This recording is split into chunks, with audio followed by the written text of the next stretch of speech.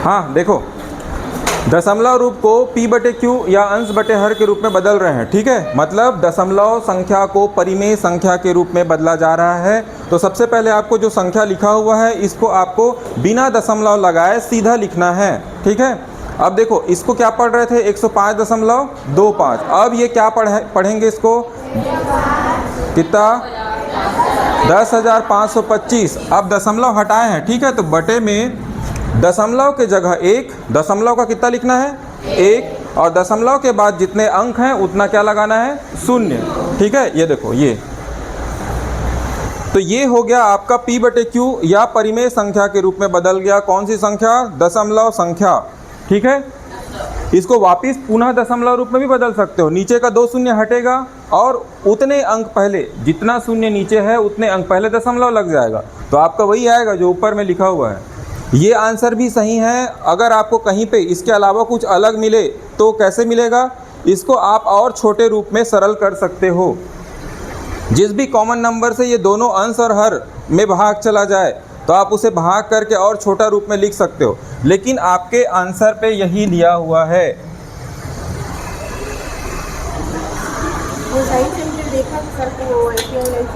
हाँ, stamp lab ना sir, मैं इसके बाद मिलूँ आपसे। सर आपको इस टाइम मैं आपसे 40 मिनट बाद मिलूँगा। 3 बजे के बाद अगर एक बार आऊँ तो। हाँ, मैं फ्री रहूँगा।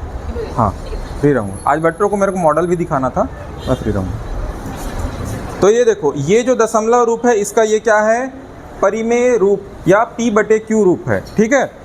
अब चलो इसको नोट डाउन करो।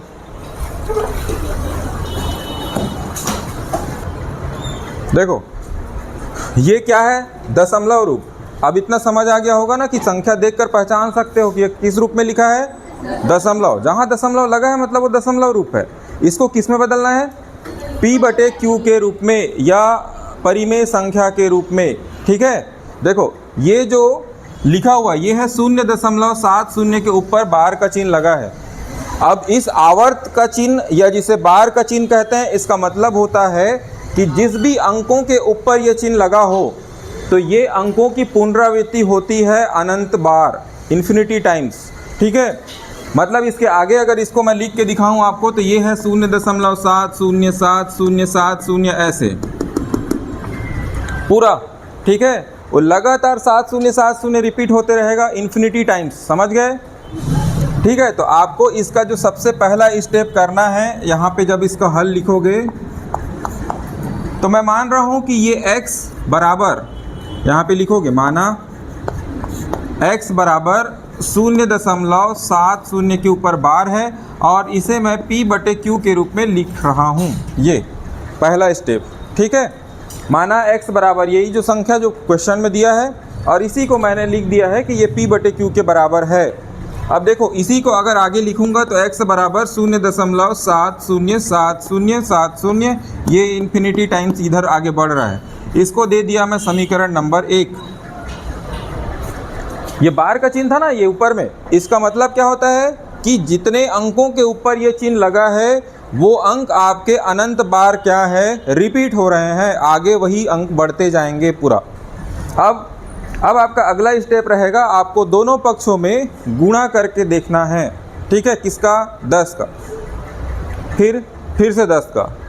आप अपने कहीं पर भी पुस्तक में उदाहरण में देखोगे ना तो डायरेक्ट 100 का या 1000 का गुणा किया रहता है, लेकिन वो सामान्य समझने के लिए वो आपको तुरंत समझ नहीं आता कि ऐसा क्यों किया हुआ है। तो देखो, दोनों पक्षों में सबसे पहले 10 का गुणा करते हैं, ठीक है, दोनों। अब वो क्यों कर रहे हैं वो भी बताऊंगा। दोनों पक्षों में 10 का गुणा करने पर,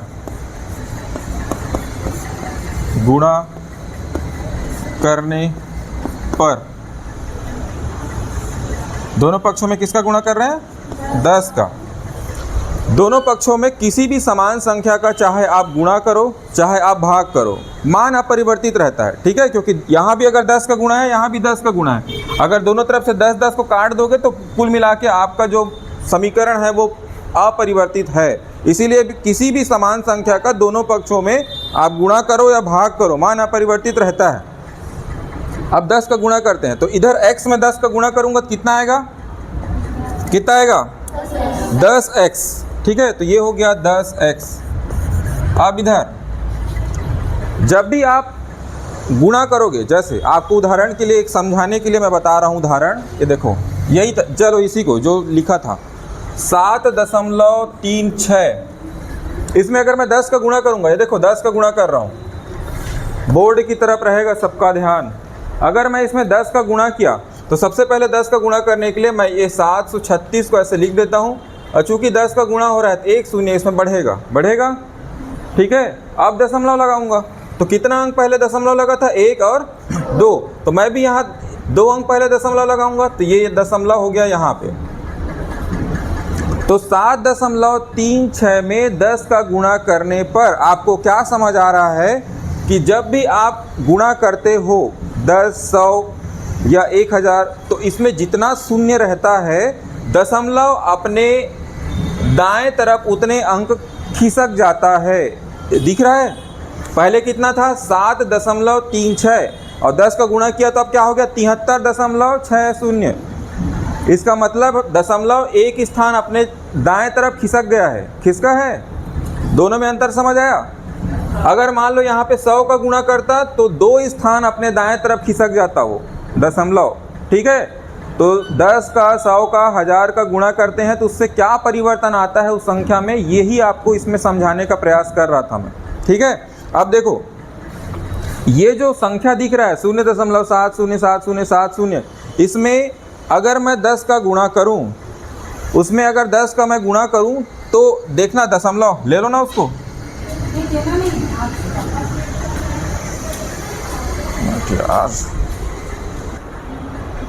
देखो अब यहाँ पे 10 का गुणा किए हैं तो बाएं पक्ष में 10 का गुणा किए तो x के साथ 10x आ गया। उसके बाद अब इसको दाएं पक्ष में यहाँ पे गुणा करोगे तो क्या अंतर आएगा, अभी आपको बताया था, ये जो दशमलव है अपने एक स्थान दाएं तरफ खिसक जाएगा, ठीक है। तो दाएं तरफ खिसकने से फिर आपको यहाँ पर मिलेगा, ये देखो 7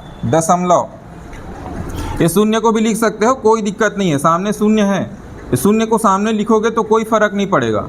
मैं यहाँ पे नहीं लिखा हूँ, तो ये दशमलव अपने एक स्थान यहाँ पे गया तो 7 दशमलव आगे क्या है 0.7070, इतना ही दिख रहा है 0.7070, ठीक। अब आपको आगे और 10 का गुणा करना है या नहीं करना है, वो कैसे निर्धारित करना है देख लो। समीकरण नंबर 1 में दशमलव के बाद यहाँ पे जितने अंक दिख रहे हैं, ये कितना दिख रहा है 707070, आपके पास आपको इधर और गुणा करना है कि नहीं, ये निर्धारित कैसे करना है कि इसमें भी दशमलव के बाद इधर जो अंक दिख रहा है, ये वाले दशमलव के बाद जितने अंक हैं और यहाँ पर जितने अंक हैं, ये क्या आपस में एकदम बराबर दिखने चाहिए, एक समान दिखने चाहिए। यहाँ देखो क्या दिख रहा है 7070770, और यहाँ क्या 070707, ऐसा अभी बराबर नहीं हुआ है। तो एक बार फिर से 10 का गुणा करो दोनों पक्षों में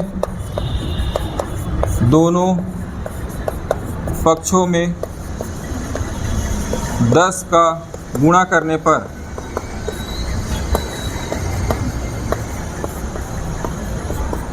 तो एक बार फिर से 10 का अगर गुणा करेंगे तो ये जो 10x है, अब यहाँ पे अगर 10 का गुणा होगा तो ये कितना हो जाएगा, फिर गुणा होने के बाद इस 10x में अगर 10 का और गुणा कर दूं तो कितना बन जाएगा 100x, 10 दाम 100 होता है ना, तो ये बन जाएगा 100x। अब देखो फिर एक बार 10 का गुणा कर रहे हैं, मैं आपको बताया हूं कि 10, 100, 1000, इसमें क्या को देखना है आपको, शून्य को। जितना शून्य रहेगा दशमलव अपने उतने स्थान दाएं तरफ खिसकेगा। तो ये देखो, तो यहाँ पे इधर ध्यान दो, अब ये 10 का गुणा करने पर अब ये दशमलव अपने एक स्थान दाएं तरफ खिसक जाएगा, तो अब ये बनेगा 70.7070 ऐसे। तो दिख रहा है ना, ये दशमलव अपने एक स्थान किधर चला जाएगा, दाएं तरफ। रटना नहीं है, वो गुणा करके दिखाया हूँ आपको, गुणा होता है तो वैसे ही होता है, दशमलव अपने एक स्थान दाएं तरफ खिसक जाता है, ठीक है। कहाँ पर, रुक जा बता रहा हूँ, पहले इधर देख, ये दशमलव के बाद यहाँ पर कितना दिख रहा था 0707। अब 10 का फिर गुणा किए हैं तो ये दशमलव एक स्थान दाएं तरफ खिसक गया, तो अब ये बन गया है 70.7070। अब आप फिर एक बार देखो, क्या ये जो संख्या है और इधर जो संख्या है, ये अभी मैं क्या है, ये डॉट डॉट का चिन्ह नहीं लिखा था, तो ये है यहाँ पे लगातार आगे वो बढ़ रहा है, ठीक है। तो इसी 7 शून्य के आगे एक आध 7 शून्य और लिख दूं तो भी फर्क नहीं पड़ेगा, ठीक है, क्योंकि वो उतना बड़ी संख्या क्या है, कंटिन्यूशन में है। तो अब देखो ये समीकरण 1 में दशमलव के बाद जो संख्या है या जो अंक दिख रहा है आपको 707070, ऐसी ही संख्या यहाँ पर आ गया दशमलव के बाद 707070। अब आपको रुक जाना है, अब आगे और कोई गुणा नहीं करना है और इसी को दो बनाना है आपको समीकरण नंबर क्या 2। अब समीकरण नंबर 2 में से एक को घटाएंगे, ठीक है। समीकरण 2 में एक को घटाने पर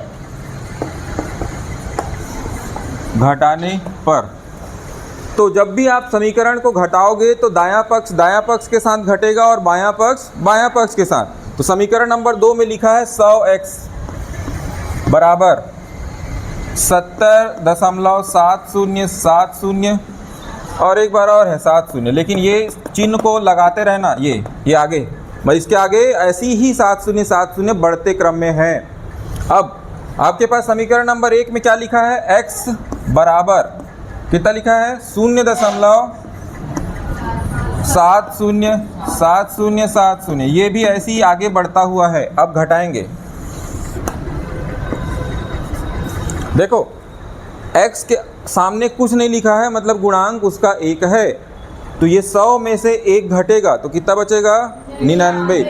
इसका मतलब है कि 100x में से 1x आप घटा दोगे तो आपको मिलेगा कितना 99x। अब इधर जब भी आप घटाने के लिए रखोगे तो याद रखना कि दशमलव जहाँ पर रहता है उसको एक जगह रखना है, दशमलव के नीचे दशमलव, ठीक है, ऐसे ही आपको अरेंज करके लिखना होता है। अब ये है देखो 70, दशमलव के पहले वाला अंक कितना है 70 और इधर कितना है 0, तो 70 में से 0 घटा तो।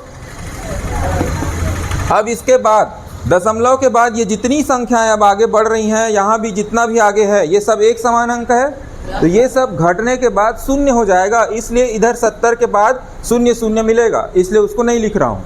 अब आपको ये x निकालना है तो ये 99 को पक्षांतर इधर करना है, चूँकि ये 99 अंश में है, इधर पक्षांतर होने के बाद हर में आ जाएगा, तो ये x बराबर मिलेगा 70/99, या इसी को आप लिख सकते हो, चूँकि मैंने लिखा था वहाँ पे x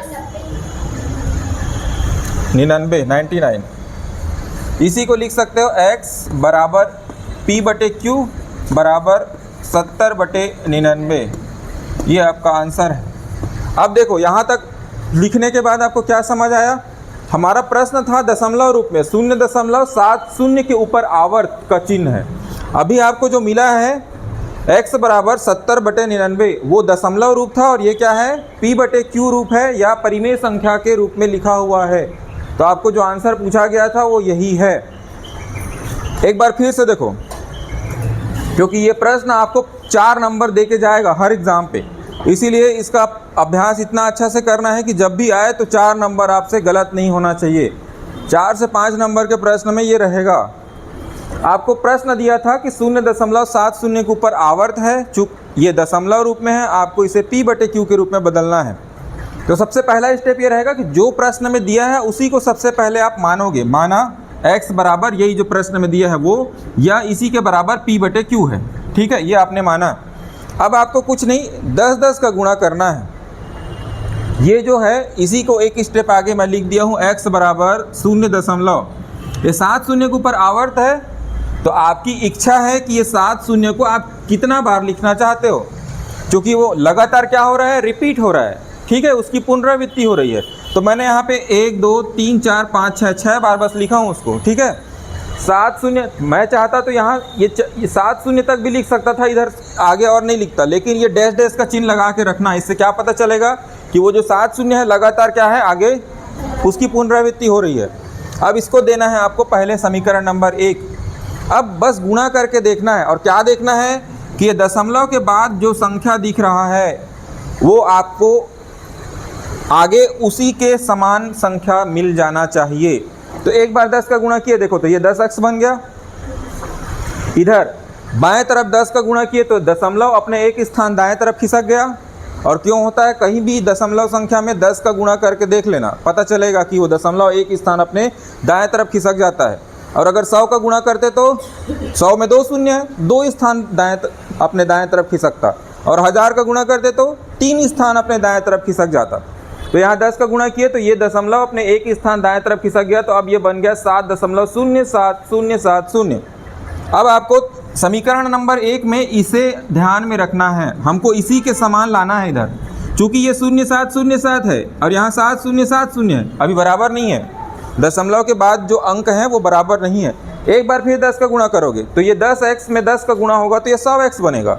अब यहाँ पे एक बार 10 का गुणा होगा तो यही दशमलव अपने एक स्थान फिर दाएं तरफ खिसक जाएगा, तो ये दशमलव इधर जाएगा। तो अब ये 7.07 था, तो अब ये 70.7070 हो जाएगा। अब आपको तुलना करना है फिर अपने समीकरण नंबर 1 में दशमलव के बाद वाली संख्या से। तो अब बराबर दिख रहा है 7070 और यहाँ भी क्या है 7070। जब आपको ये बराबर मिल जाए इसके आगे रुक जाना है और इसी को समीकरण नंबर 2 देना है। और फिर कुछ नहीं, बस समीकरण नंबर 2 में से एक को घटाना है। घटाने के लिए बायां पक्ष के साथ घटेगा और दायां पक्ष के साथ। घटाने के बाद इस x का मान निकालेंगे तो ये जो दिख रहा है आपको, यही वो परिमेय संख्या है उस दशमलव रूप का। तो ये आपका आंसर है। चलो नोट डाउन करो।